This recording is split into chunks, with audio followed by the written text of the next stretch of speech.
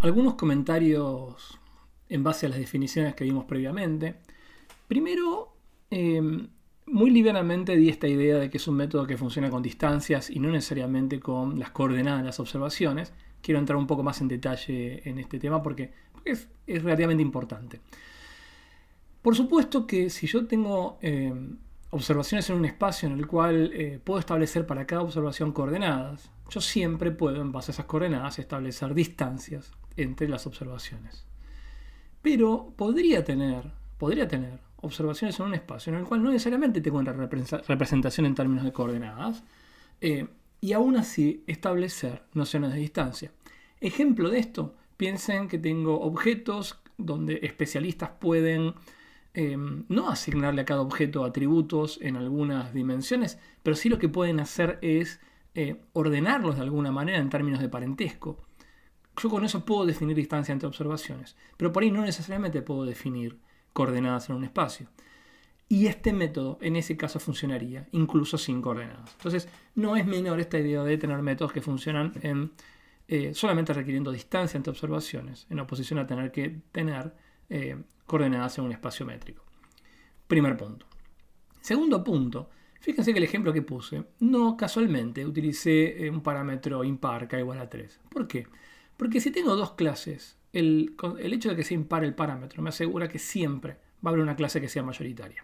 No puedo tener empate cuando tengo dos clases y una cantidad de vecinos que es impar. Y eso me ayuda a no tener que decidir, como se hace generalmente cuando estoy en situaciones más complejas donde hay muchas clases. Cuando hay empates, la manera de decidir es aleatorizar. Es entre las clases que empatan sus etiquetas, se decide en general aleatorizando. Pero cuando tengo solo dos clases, si yo tengo la precaución de tomar un k-impar, nunca voy a estar en esa situación y siempre tengo una forma unívoca de asignar etiquetas. Otro comentario importante es reflexionar un poquitito acerca del concepto de distancia. Por ejemplo, incluso en este caso tan sencillo donde tenemos un espacio bidimensional donde tenemos una coordenada horizontal y una vertical. Fíjense que si bien el método es muy sencillo porque se basa en la noción de distancia, en este caso la noción de distancia es todo. Entonces, piensen por un segundo qué ocurriría si a mí esta coordenada, la x, no me interesara en absoluto y la única coordenada que me interesara para este problema fuera la y. Eso equivaldría a colapsar todos estos puntos en una misma línea vertical.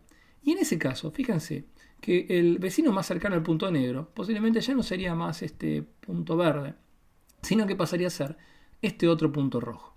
Entonces, las mismas observaciones, si yo ahora cambio la noción de distancia, por supuesto que va a cambiar no solo el etiquetado, sino la noción de vecindario que tengo alrededor de un punto. Y eso es un caso muy extremo que acabo de decir recién, donde es como aplicar un 0 a la coordenada x. Pero piensen que si ahora aplico ponderadores donde le doy menos importancia a la horizontal o más importancia a la vertical o viceversa, y lo voy regulando, ya la noción de vecindario, de cercanía, va modificándose. Y esto es un comentario importante, ¿por qué?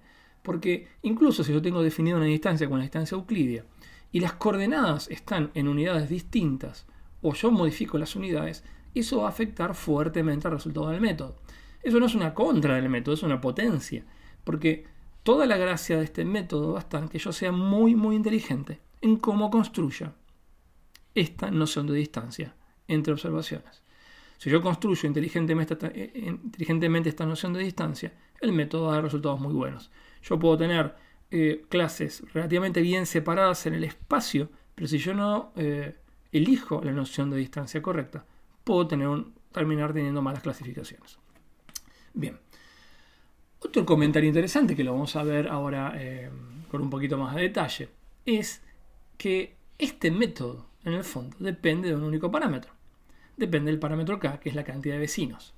Y lo que vamos a ver en el próximo video es cómo el parámetro k, el variar el parámetro k, va a terminar variando la clasificación que vamos a terminar teniendo.